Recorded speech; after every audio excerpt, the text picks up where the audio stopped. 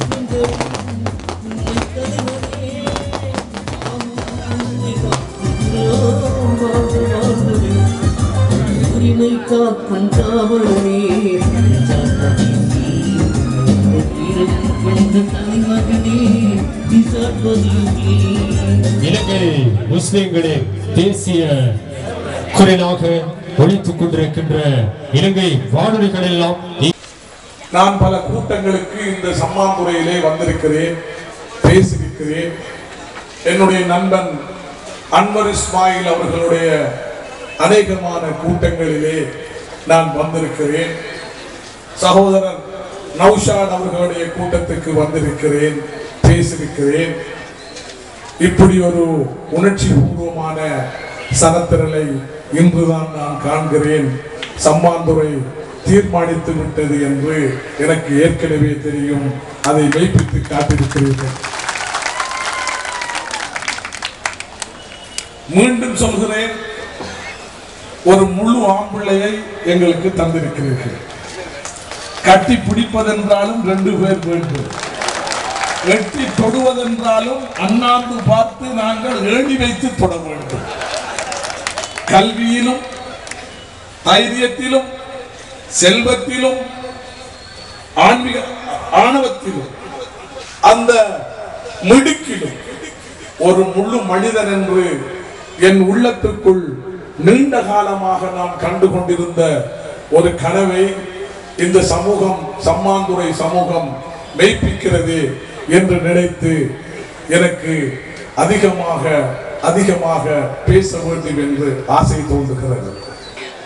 எத்தனையோ காலங்கள் நீங்கள் மரத்துக்கு வாக்களித்து மரத்து போன விரல்களோடு நீங்கள் இருக்கிறீர்கள். அந்த மரத்து போன விரல்கள் மாத்திரம்தான் உங்களுக்கு கிடைத்ததை தவிர வேற எதுவும் உங்களுக்கு கிடைக்கவில்லை.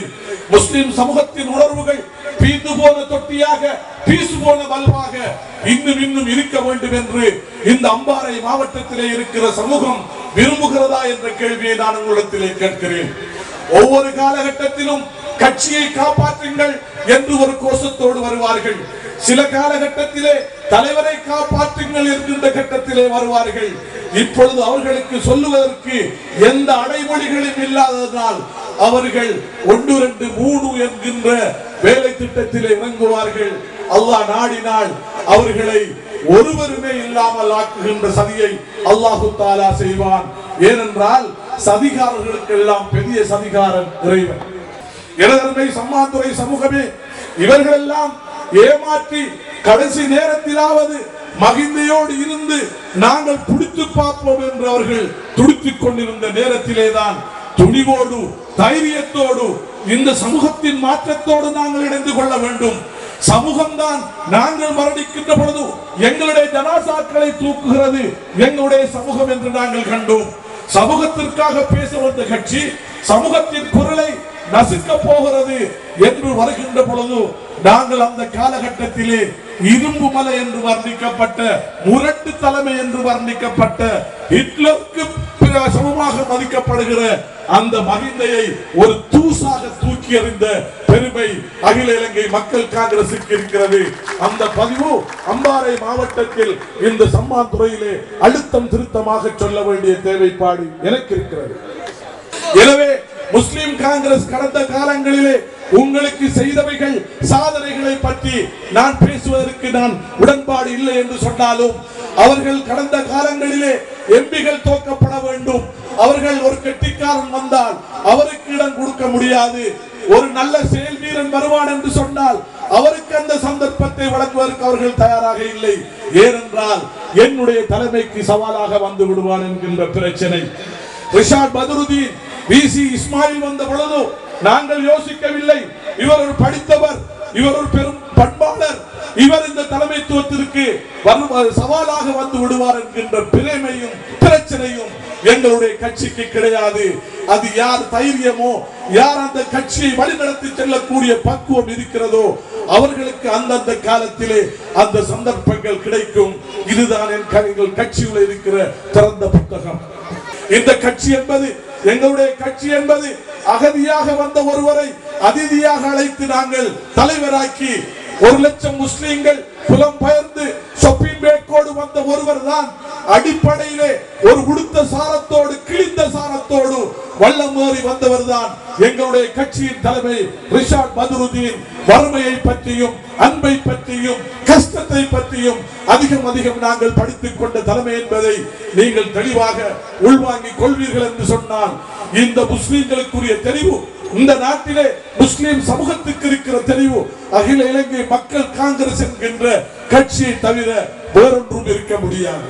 பாணந்துறையிலே எமது பிரதேசத்திலே காத்தாங்குடிக்கு சொந்தக்காரர் நோ லிமிட் என்கிற முபாரக் ஹாஜியாருடைய பிரபல்யமான கடை ஒன்றை ஒரு இரவிலே பத்த வைத்தார்கள். யாரும் செல்வதற்கு பயந்தார்கள்.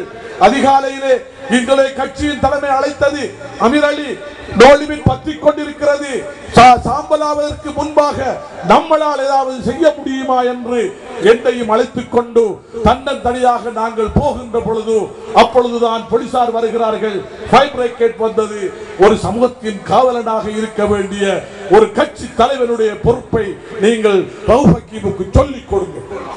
எங்களுக்கு தெரியும், ராஜித சேனாரத்ன அவர்கள் தெளிவாக சொன்னார்கள், உங்களுக்கு அமைச்சும் அதிகாரமும் கிடைக்கும் என்று சொன்னால் நீங்கள் மதத்தையே விட்டு மாறி விடுவீர்கள் என்று ஒரு சிங்கள நல்ல அரசியல்வாதி, சிறுபான்மை சமூகத்திற்காக பேசுகிற ஒரு அரசியல்வாதி, தமிழர்களுக்காகவும் முஸ்லிம்களுக்காகவும் பேசுகிற ஒரு நியாயபூர்வமான அரசியல்வாதி தெளிவாக சொன்னான், ரவுஃபக்கீம் அவர்களே, உனக்கு நீ முஸ்லிம் சமூகத்தை விடவும் உனக்கு நல்ல அதிகாரம் பதவி கிடைக்கும் என்று சொன்னால் உன்னுடைய மதத்தை கூட நீ விட்டு விட்டு செல்கிற தலைவன் என்று அடையாளப்படுத்தி இருக்கிறார் என்றால், இந்த நாட்டிலே இருக்கிற முஸ்லிம் காங்கிரஸ் போராளிகளே, தெளிவாக நீங்கள் யோசித்துக் கொள்ளுங்கள்.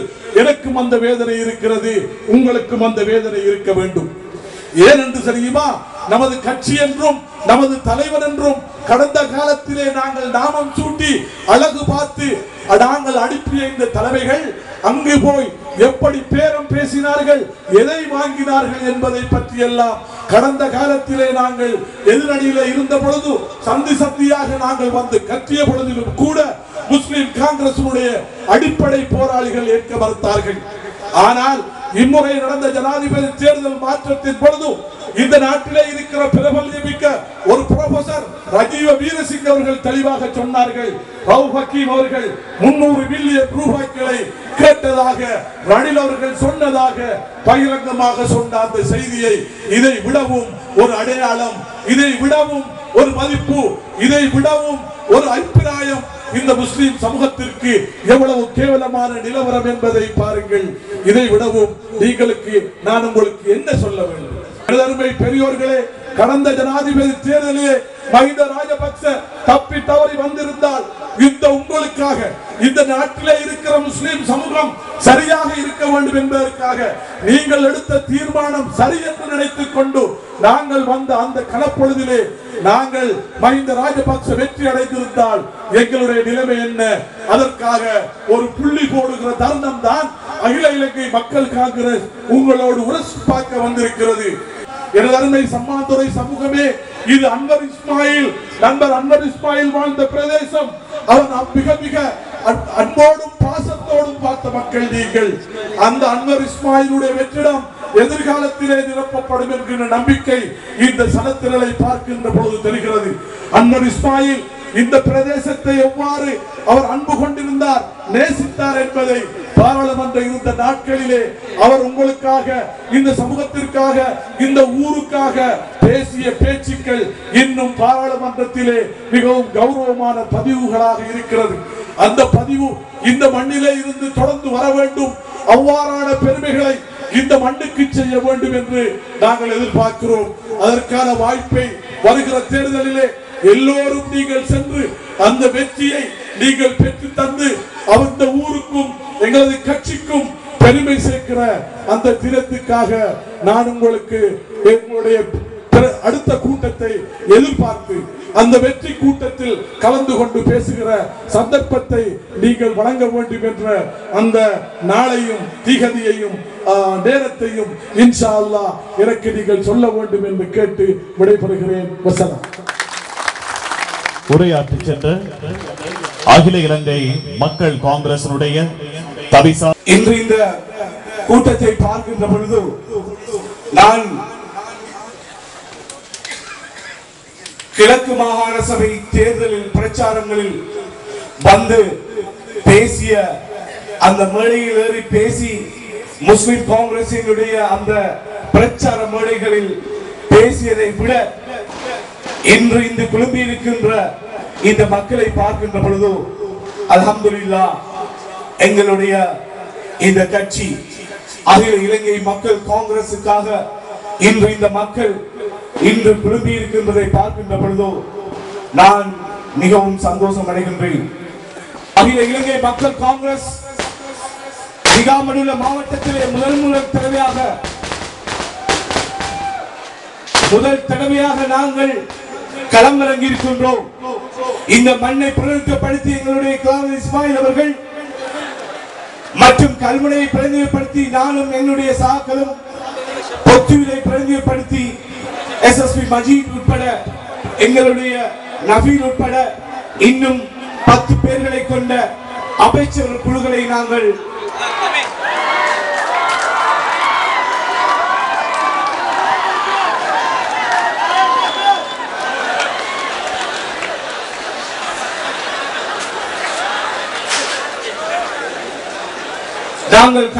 களமிறங்கி இருக்கின்றோம். இந்த மண்ணுக்கு கிடைத்திருக்கின்ற இந்த சந்தர்ப்பத்தை நீங்கள் சரியாக இந்த முறை தேர்தலிலே போட்டியிடுகின்ற கலாநிதி இஸ்மாயில் அவர்களுக்கு நீங்கள் கட்டாயமாக இந்த மண் நீங்கள் வாக்களிக்க தவறக்கூடாது என்று நான் உங்களை அன்பாக வேண்டிக் கொள்கின்றேன். அகில இலங்கை மக்கள் காங்கிரஸ் இந்த திகாமடுள்ள மாவட்டத்திலே நாங்கள் ஒரு ஆசனத்தை பெறுகின்ற சந்தர்ப்பத்தை நாங்கள் உறுதி செய்துவிட்டு இரண்டாவது அந்த ஆசனத்திற்காக நாங்கள் இப்பொழுது பல யுக்திகளை கையாண்டு வருகின்றோம். இரண்டாவது ஆசனம் இன்ஷா அல்லாஹ் இந்த எங்களுடைய இந்த மக்கள் காங்கிரஸ் வென்றெடுப்பதற்கான பல சாத்தியக்கூறுகளை நாங்கள் இப்பொழுது அந்த நகர்வுகளை நகர்த்திக் கொண்டிருக்கின்றோம். நண்பர்களே, நாங்கள் எல்லோரும் முஸ்லிம் காங்கிரஸ்காரர்கள், அதில் எந்த மாற்றமும் இல்லை. நாங்கள் 30 வருடங்களாக மறைந்த மாமனிதர் மர்ஹூம் அஷ்ரப் அவர்கள் உருவாக்கிய அந்த கட்சி, எல்லோரும் நாங்கள் முஸ்லிம் காங்கிரசுக்காக வாக்களித்தவர்கள் என்பதில் எந்த விதமான கருத்து வேறுபாடுகளும் கிடையாது. நீங்கள் உங்களிடமிருந்து நான் ஒன்றை மாத்திரம் விடயமாக கேட்கின்றேன். நாங்கள் பலமுறை பல விடயங்களிலே எல்லாவற்றையும் சாதித்திருக்கின்றோம். எங்களுடைய தலைமை உங்களுக்கு தெரியும். எங்களுடைய தலைமை ஒரு சாதாரண அகதியாக அந்த கொழும்பு ஜாயிரா கல்லூரியிலே என்னுடைய நண்பனாக அந்த காலங்களை அவர் வந்து இன்று ஒரு அகதிகளுக்காக ஒரு அமைச்சராக இருந்தும் இன்று அவர் செய்கின்ற அந்த சேவைகளை பார்க்கின்ற பொழுது நாங்கள் எவருமே செய்ய முடியாத ஒரு அமைச்சராக இந்த முஸ்லிம் சமுதாயத்தின் மத்தியிலே திகழ்கின்றார் என்பதை நீங்கள் யாரும் மறுக்கவோ மறைக்கவோ முடியாத உண்மையாக திகழ்கின்றது. இந்த கட்சிக்குள் இருக்கின்ற பிரச்சனை இதுதான். எதை சாதிக்க வேண்டும் என்று நினைக்கின்றவர்களை சாதிப்பதற்கு விடுவதில்லை. எவர் துணிதுடியாக நின்று இந்த சமுதாயத்திற்காக எதை செய்ய நினைக்கின்றார்களோ அவர்களை மட்டம் தட்டி கட்சியிலிருந்து விலக்குவதை தவிர அவர்கள் வேறு எதையும் சாதிப்பதில்லை.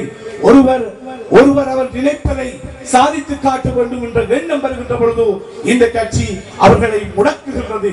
இதுதான் இந்த கட்சிக்குள் இருக்கின்ற ஒரு செயலாக நீங்கள் பார்க்க வேண்டும். ஆகவே நீங்கள் நன்றாக சிந்தித்து இந்த மண்ணுக்குரிய அந்த பாராளுமன்ற பிரதித்துவத்தை நீங்கள் பெறுகின்ற அந்த சந்தர்ப்பம் இன்னும் வெகு தூரம் இல்லை. நீங்கள் நன்றாக இந்த எங்களுடைய கலாநிதி இஸ்மாயில் அவர்கள் இந்த தென்கிழக்கு பல்கலைக்கழகத்திற்காக தன்னால் முடியுமான சகல விடயங்களையும் சாதித்து காட்டி 2 தடவைகள் அந்த தென்கிழக்கு பல்கலைக்கழகத்திலே உபவேந்தராக இருந்த ஒரு சாதனை புரிந்த ஒரு கலாநிதி இந்த மண் பெற்றிருக்கின்றது. ஆகவே நிச்சயம் நீங்கள் இம்முறை அவருக்கு வாக்களித்து அந்த பாராளுமன்றம் 18ஆம் தேதி அறிவிக்கப்படுகின்ற பொழுது அவர் இந்த மண்ணிலிருந்து ஒரு பாராளுமன்ற பிரதித்துவம் இஸ்மாயில் அவர்கள் செல்ல வேண்டும் என்றுதான் உங்களை வினயமாக வேண்டிக் கொண்டு விரும்பினால் நீங்களும் எனக்கு ஒரு சந்தர்ப்பத்தை தருமாறு வேண்டி விடைபெறுகின்றேன். நன்றி. அஸ்ஸலாமு அலைக்கும். எமது மாவட்டத்துக்கு செய்த துரோகம், எமது பெருந்தலைவர் அஷ்ரப் அவர்களுக்கு செய்த துரோகம். நான் அவர் முதலமைச்சராக வருவதற்கு விரும்பவில்லை. நான் கூறினேன், என்னை தகுதியற்றவர் என்று நீங்கள் நினைத்தால் அம்பாறை மாவட்டத்தில் யாருக்கேனும் கொடுங்கள் என்று கூறினேன். குர்ஆனை கொண்டு அவரிடத்திலே நான் சவால் விடுக்க விரும்புகின்றேன். இதை கூறினா இல்லையா என்பதை அவர் சம்மாந்துறை பொதுமேடையில் கூறட்டும். என்றும் பதவி பட்டங்கள் அல்லாஹ் தஆலா யாருடைய தலையிலே எழுதியிருக்கின்றனோ, கதிரிலே இருக்கின்றனோ அது நடந்தே தீரும். இந்த தலைமையுடன் இணைவதற்கு முன்னர் சரித்திர முக்கியத்துவம் வாய்ந்த ஒரு தீர்மானத்தை எடுக்கப் போகின்றேன் என்ற அந்த உள்ளம் எனக்கு அழுதது. காரணம், பெருந்தலைவர் அஷ்ரப் அவர்கள் உருவாக்கிய இந்த அரசியல் விடுதலை இயக்கத்தினை என்னால் அல்லாஹ் அழித்துவிடக் கூடாது என்ற என் மனம் அழுதது. நானும் எனது குடும்பமும் அம்மா மக்காவுக்கு சென்றோம் தீர்மானத்தை எடுப்பதற்காக.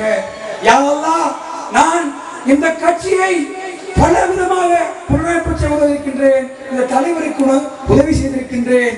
ஆனால் இது பம்மாத்து காட்டுகின்ற முனாபித்தனமான இந்த சமூகத்தில் அக்கறை இல்லாத ஒரு தலைவனும் கட்சியும் இதை நான் ஏற்றுக்கொள்ள முடியாது. அல்லாஹ், இந்த சமூகத்திற்காக தியாகத்துடன் பொறுமையுடன் அல்லாஹ் தஆலாவுடைய நம்பிக்கையுடன் ஈமானியத்துடன் செயல்படுகின்ற ரிஷாத் பதூரின் தலைமையை ஏற்றுச் செல்ல போகின்றேன். அல்லாஹ், இது உண்மை என்றால் எவ்வாறு மகிந்தைக்கு எதிரான புரட்சி வந்ததோ அதே மாதிரி கிழக்கிலே ரவுபக்கி மதத்திற்கான எதிரான புரட்சியை மக்கள் மத்தியிலே ஏற்படுத்தி அல்லாஹ் என்று அந்த இறைவனை நான் கௌவத்துல்லாவிலே கெஞ்சினேன். நான் பிழையாக எடுத்தால் என்னை அரசியலிலிருந்து அழித்து விடியா அல்லாஹ் என்று அல்லாஹ்விடத்திலே கௌவத்துல்லாவிலே கேட்டுவிட்டுத்தான் அந்த தீர்மானத்தை இலங்கைக்கு வந்து இந்த கட்சியிலே இணைந்து கொண்டேன். பல்வேறுபட்ட சகோதரர்கள் அவர்களுடைய அர்ப்பணிப்பின் காரணமாக விட்டுக் கொடுப்புகளை செய்திருக்கின்றார்கள். இங்கு வந்தவர்களில் மறைந்த அன்வர் இஸ்மாயிலின் ஆதரவாளர்கள் இருக்கின்றார்கள். அதே போன்று எங்களுடைய மாகாண சபை உறுப்பினர் அமீர் அவர்களின் ஆதரவாளர்கள் இருக்கின்றார்கள். அதே போன்று மறைந்த தலைவர் அஷ்ரப் அவர்களின் ஆதரவாளர்களும் போராளிகளும் இருக்கின்றார்கள். அதே போன்று எங்களுடைய பிரதேச தவிசாளரும் முன்னர் பாராளுமன்ற உறுப்பினராகவும் இருந்த நௌஷாத் அவர்களின் ஆதரவாளர்கள் இருக்கின்றார்கள். இவ்வாறு பல்வேறு அணிகளில் இருந்து திரண்டு வந்தவர்கள் தான் இன்று இங்கு இருக்கின்றார்கள். ஆகவே உங்களுடைய முடிவு காலத்துக்கும் உங்களுடைய உரிமைக்காக வேண்டியும் உங்களுடைய அபிவிருத்திக்காக வேண்டியும் குரல் கொடுக்க வேண்டிய ஒரு தக்க தருணத்தில் தான் நாங்கள் இன்று களமிறங்கி இருக்கின்றோம். அதுவும் புதிய ஒரு கட்சியினூடாக, புதிய ஒரு சின்னத்தினூடாக இன்று களமிறங்கி இருக்கின்றோம். ஆனால் களிமா சொன்ன அங்கத்தவர்கள் தான் பொத்திகள் தொடக்கம் மருதமுனை வரைக்கும் சம்மாந்துறை இறக்காம உள்ளடங்களாக நாங்கள் களமிறங்கி இருக்கின்றோம். இதிலிருந்து உங்களுக்கு தெளிவாக விளங்க வேண்டும், இந்த பிரதேசத்தில் இருக்கின்ற முஸ்லிம் மக்களின் விடுதலைக்காக வேண்டியும் அவர்களுடைய அபிவிருத்திக்காக வேண்டியும் தான் இந்த அணி களமிறங்கி இருக்கின்றது. இருப்பினும் இன்ஷா அல்லாஹ் நான் ஒரு தேர்தல் விஞ்ஞாபனம் ஒன்றை, அதாவது ஒரு கனவான் உடன்படிக்கை ஒன்றை உங்களிடம் செய்வதற்காக வேண்டி ஒரு விஞ்ஞாபனம் ஒன்றை நான் தயாரித்திருக்கின்றேன். அதனை மிகவும் விரைவில் வெளியிடுவதற்கு இருக்கின்றேன். அப்போது நான் உங்களோடு என்னுடைய எதிர்கால செயற்திட்டங்களும் நான் என்ன செய்ய இருக்கின்றது என்பது பற்றி விளக்கமாக உங்களோடு பகிர்ந்து கொள்ளலாம். இருப்பினும் உங்களுக்கு தெரியும், காலம் மிகவும் நெருங்கிக் கொண்டிருக்கின்றது.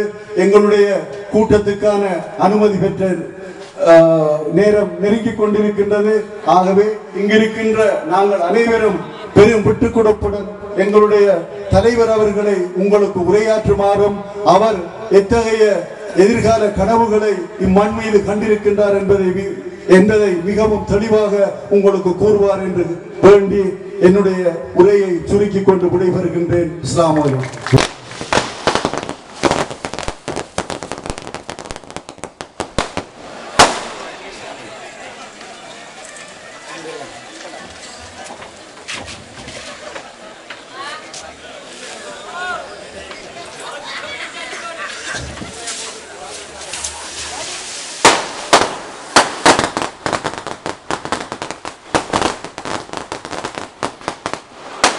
பிஸ்மில்லாஹிர்ரஹ்மானிர்ரஹீம்.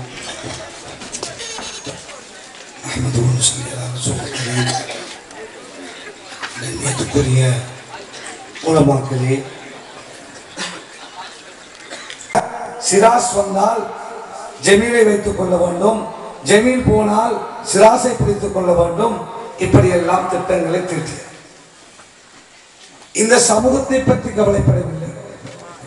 இந்த சமூகத்துக்கு வந்திருக்கின்ற ஆபத்தை பற்றி கவலைப்படவில்லை.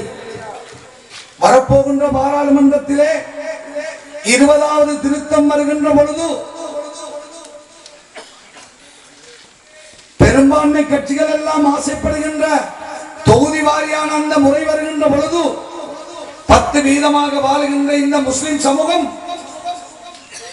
23 ஆசனங்களை எங்களுக்கு ஹலாலான அல்லது உரித்தான 23 ஆசனங்களை எவ்வாறு பெறப்போகின்றோம், அதற்கான உறுப்பினர்களை உருவாக்க வேண்டும் என்று கவலைப்படவில்லை.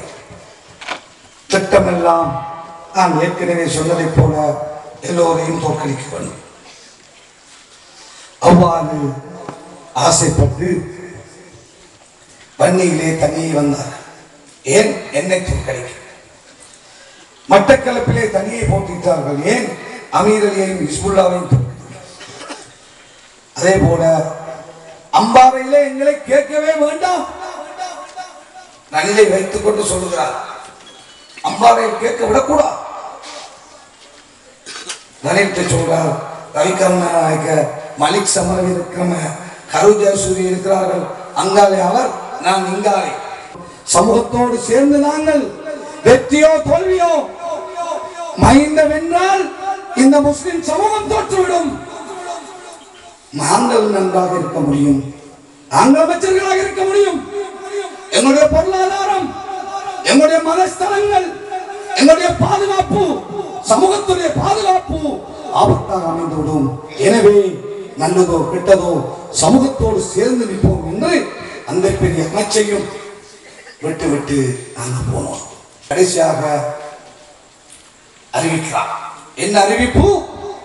மக்கள் எல்லோரும் மாறிவிட்டார்கள், முஸ்லிம்கள் மாறிவிட்டார்கள், கட்சி போராளிகள் மாறிவிட்டார்கள், மைத்திரியை வெல்ல வைக்க துணிந்து விட்டார்கள், தலைமை இருக்க முடியாது. எனவேதான் மக்கள் சென்றதனால் நானும் போகிறேன். ஏன் இந்த அர்த்தம் உங்களுக்கு விளங்குகிறதோ தெரியவில்லை. ஏன் நாளை மைந்த வென்று விட்டால் மக்களுக்கு என்னமாவது செய்ய பரவாயில்லை, என்னையும் என்னோடு இருக்கின்ற என்னுடைய குடும்பத்தையும் ஒன்றும் செய்து விடாதே. நான் விரும்பி போகவில்லை. இந்த முஸ்லிம்கள் போனதனால், முஸ்லிம்கள் முடிவெடுத்ததனால் நான் போகிறேன் என்று 23 லட்சம் முஸ்லிம்களையும் காட்டிக் கொடுத்து விட்டு மஹிந்த ராஜபக்ச செய்த பிழையை சொல்லி போகவில்லை. மஹிந்த ராஜபக்சவுடைய காலத்திலே தம்முள்ளை தொடக்கம் அணுக்கமை வரை நடந்த அநியாயத்தை சொல்லிவிட்டு போகவில்லை. கிரேன்பாஸ் பள்ளியை உடைத்ததை சொல்லவில்லை, நோல்வி கடையை உடைத்ததை எரித்ததை சொல்லவில்லை, பெசண்டா கடையை அடித்து நொறுக்கியதை சொல்லவில்லை.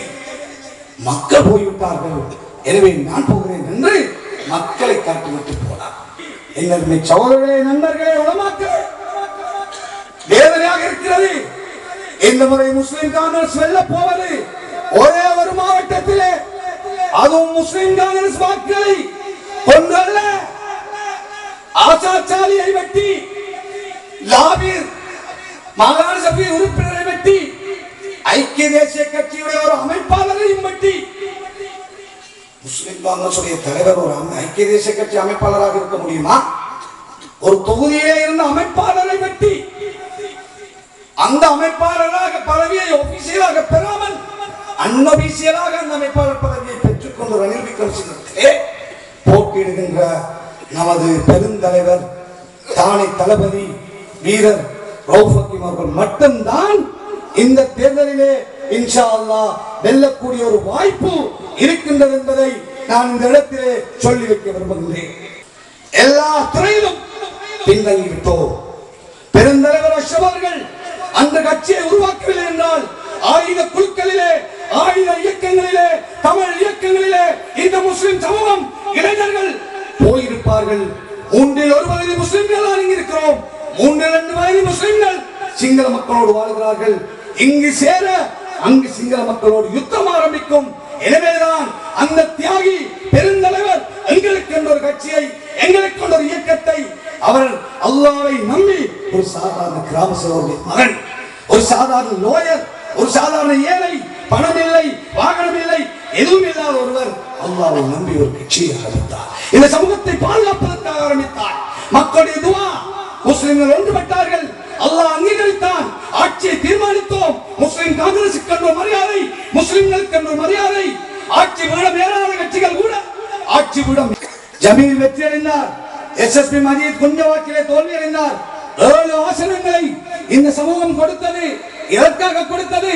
மஹிந்தவுக்கு செய்ததற்காக, கோட்டாபய செய்ததற்காக, ஆமியை செய்ததற்காக, தம்முள்ளில் இருந்த சாதுவை செய்ததற்காக, தம்முள்ள பள்ளியை பாதுகாக்க, ஏனைய பள்ளிகளை பாதுகாக்க ஆணைதாரங்கள் இந்த கட்சிக்கு தாருங்கள் என்று வீராசனம் பேசி பெற்றுக்கொண்டார். 7 ஆசனங்கள் கிடைத்தது. உடனே சம்பந்தர் அறிவிக்கிறார், உங்களுக்கு 7 ஆசனம் அரசை பேசி பெற்றிருக்கிறீர்கள், எங்களிடத்திலே 11 ஆசனம், உங்களுக்கு முதலமைச்சரை தருகிறேன், எடுத்துக் கொள்ளுங்கள். எடுத்துக்கொண்டாரா? அந்த ராவையை போய் மஹிந்த ராஜபக்சவை சந்திச்சு, என்கிட்ட 7 சீட் இருக்கு, ஒரே ஒரு நிபந்தனை, அமீர் அலி 3 சீட் எடுத்துட்டாங்க எஸ்எம்சி, அவங்களை யாருக்கும் ஒரு பதவியும் கொடுத்துடக்கூடாது. இதாடா பாப்பா உங்க பிரச்சனை. அமீர் அலியை முதலமைச்சராக்கிட கூடாது, அமைச்சராக்கிட கூடாது. ஏன்? கிழக்கு அபிவிருத்தி அடைந்து விடும். அமீர் அலி முதலமைச்சராக இருந்தால் அந்த புல்மோட்டையில் இருந்து பொத்துவில் வரை செய்து காட்டியிருப்பார் அபிவிருத்தியை. அந்த ஒரு கெட்டித்தனம் உள்ள ஆளுமை உள்ள தலைவன், அபிவிருத்தி செய்கின்ற ஆற்றல் உள்ளவன். யாரை தெரிவு செய்தார்? உங்களுக்கு இனாமா தருகிறோம் முதலமைச்சர். என் முஸ்லிம் தான் சொத்தரும் இல்லையா தகுதியானாக்கள்? என் ஜமீல் கேளாதா? என் மன்சூர் கேளாதா? அல்லது நசீர் கேளாதா? அவருடைய புதிய நண்பர் தவம்ல முதலமைச்சர் ரியாஸ் நசீர் ஆபீஸுக்கு முடியாதா? தவத்துக்கு முடியாதா? 7 பேரை வைத்துக் கொண்டு இனாமா கொடுக்கிறார். யாருக்கு? அமீர் அலிக்கு கொடுக்க கூடாது. நஜிபே மஜீதுக்கு நாங்க விட்டுட்டார். ஏன்? ஒன்று நடக்கக்கூடாது. அப்படிப்பட்ட ஒருவருக்கு கொடுத்தால் தான் அபிவிருத்தி நடக்காது, வேலை வாய்ப்பு நடக்காது. இந்த பிரதேசம் இந்த நிலையில, இந்த நாசத்திலே கிடக்கும். நஜிபுக்கு கொடுத்தார். 2.5 வருஷம் தூக்கத்திலே கழிந்தது. 2.5 வருஷம் ஒரே சண்டை, பிரச்சனை. இவர்கள் ஒரு பக்கம் சண்டை, அவர்கள் ஒரு பக்கம் சண்டை. முதலமைச்சர் தூக்கம். இப்படித்தான் நடந்தது. பிறகு முதலமைச்சர் பதவி யாருக்கு பதவி? ஜமீலுக்கு கொடுக்கணும் என்று சொன்னார்கள். அவருக்கு கொடுக்க கூடாது. ஏன்? அவரும் செய்து விட்டுவார். யாருக்கு கொடுக்கிறார்? இந்த கட்சியை வழக்கு போட்டு தேர்தலில் கேட்க விடாமாக்கி கஷ்டப்படுத்தி கட்சி அலுவலகத்தை வச்சுக்கொண்டு எவ்வளவோ துன்பத்தை கொடுத்த சகோதரருக்கு முதலமைச்சர் கட்சியை கட்டி காத்து சாஞ்சமதிலே தூக்கி தோளிலே சுமந்து அந்த பெருந்தலைவனுடைய மனைவி எத்தனையோ டீ ஊத்திருப்பார், எத்தனை பேருக்கு உணவு கொடுத்திருப்பார், எவ்வளவோ தியாகம் செய்திருப்பார், எத்தனை நாட்கள் கண்முழித்திருப்பார். அந்த தியாகி ஃபேதில் அஷ்ரப் அவருக்கு இதற்கு போட்டி. இவர்கள் எல்லோரும் சேர்ந்து தோளிலே சுமந்து மனைவியாக இருந்தால் பரவாயில்லை, பெருந்தலுடைய எங்கேயோ இருந்து வந்த அந்த சகோதர தலைவர் தானே தலைவர் என்று பிரகடனம் செய்த அந்த கிராமத்தைச் சேர்ந்த இவருக்கும் கொடுக்க விருப்பமில்லை. இப்படி அவர் கொடுத்தார். நான் ஏற்கனவே சொன்னேன், கல்வியிலே பின்னடைவு, பொருளாதாரத்திலே பின்னடைவு, அரசியல் ஆட்சியை தீர்மானித்த கட்சி, ஆட்சியை தீர்மானித்த சமூகம், ஆட்சியை தீர்மானிக்கின்ற ஜனாதிபதியை தீர்மானிக்கின்ற 10% முஸ்லிம்களை அவ்வாறான கௌரவத்தை அந்த தலைவர் அஷ்ரப் பெற்று தந்தார். 3 பேர்களையும் இந்த முஸ்லிம் காங்கிரஸ் தேவையில்லை, முஸ்லிம்களின் தேவையில்லை ஒரு நிறைய இந்த மகா மனுஷன் ஏற்படுத்தினார். எனவே என்னுடைய சகோதரர்களே, பெரியோர்களே, நிறைய பேச வேண்டும், நிறைய சொல்ல முடியும். எங்களுடைய சமூகம் பாதுகாக்கப்பட வேண்டும், எங்களுடைய பள்ளிவாசல்கள் பாதுகாக்கப்பட வேண்டும், எங்களுடைய கல்வியை நாங்கள் முன்னேற வேண்டும், பொருளாதாரத்திலே முன்னேற வேண்டும். நாங்கள் எங்களுக்கு இடையே போட்டியிட வேண்டாம், பொறாமைப்படாதீர்கள். ஒரு ஹோட்டலுக்கு பக்கத்தில் இன்னொரு ஹோட்டலை போட்டு அந்த ஹோட்டலை மூடாதீர்கள். ஒரு சில்லறை கடைக்கு பக்கத்தில் இன்னொரு சில்லறை கடையை போட்டு பொறாமைப்படாதீர்கள். உங்களுக்கு சொல்கிறேன், அப்படிப்பட்ட சமூகமாக இருக்கக்கூடாது. இது நாட்டிலே 70% வாழ்கின்ற பெரும்பான்மை சமூகம், 12% வாழ்கின்ற இந்துக்கள், 7%, 5% வாழ்கின்ற கத்தோலிக்கர்கள், மலையக தமிழர்கள், நாங்கள் 10% வாழ்கிறோம். யாரோடும் நாங்கள் பொறாமைப்பட தேவையில்லை. எங்களுடைய வீதத்துக்கேற்ப பொருளாதாரத்தை நாங்கள் உயர வேண்டும். டாக்டர்களாக வர வேண்டும், 10%, என்ஜினியர்களாக வர வேண்டும், ஃபாரின் சர்வீஸிலே, பிளேனிங் சர்வீஸிலே, எல்லா சர்வீஸிலும் நாங்கள் உயர வேண்டும். இதற்கு நாங்கள் திட்டம் வேண்டும். சும்மா கேட்கிறேன், இந்த முஸ்லிம் காங்கிரஸ் தலைவர்கிட்ட கேட்டு பாருங்க, எத்தனை பள்ளி வாசல்கள் இருக்கிறது, எத்தனை மதரசா இருக்கின்றது, எத்தனை முஸ்லிம் பாடசாலை இருக்குது, எத்தனை முஸ்லிம் தேசிய பாடசாலை இருக்குது, எத்தனை முஸ்லிம்கள் யூனிவர்சிட்டியில் படிக்கிறாங்க கேட்டுப்பாரு. எதுவுமே கிடையாது, எதுவுமே கிடையாது. மன்சூர் போனால் மாகிர், மாகிர் போனால் இன்னொருவர், ஜமீல் போனால் சிராஜ், சிராஜ் போனால் ஹரிஸ், ஹரிஸ் போனால் நிசாம், ஹிஸ்புல்லா போனால் அமீர் அலி, அமீர் அலி போனால் ஹாபிஸ், ஹாபிஸ் போனால் பஷீர். இது தலைவர் பிழை என்று கட்சி போகின்ற பாதை ஆபத்து என்று தெரிகிறது. கடலிலே இந்த சமூகத்தை தள்ள போகிறார். இந்த சமூகம் நாசத்திலே கிடக்கின்றது. இந்த சமூகத்துக்கு எந்த ஒரு திட்டமும் இல்லை. தெரிந்து கொண்டு கட்சியுடைய சின்னத்துக்காக, கட்சிக்காக, அல்லது இந்த கட்சிதான் இந்த மக்கள் மதம் போல நம்பி இருக்கிறார்கள் என்று மூட நம்பிக்கையிலே அன்று ஐயாவுல் ஜாஹிலியா காலத்தை போல, பெண் குழந்தை பிறந்தால் வெட்டி பிழைத்த அந்த காலத்தை போல இன்று இந்த கட்சி தான் மார்க்கம், இந்த கட்சி தான் மதம், இந்த கட்சியில் கேட்டால் தான் வெல்லலாம், இந்த கட்சியில் கேட்கவில்லை என்றால் தோத்து விடுவோம் என்று அப்படியான ஒரு சின்னத்தனமான சிந்தனை அவர்களிடத்தில் இருக்கின்றது. இல்லை என்றால் ஒரு நாளும் அவர்கள் அவருடைய தலைமையில் இருக்க மாட்டார்கள்.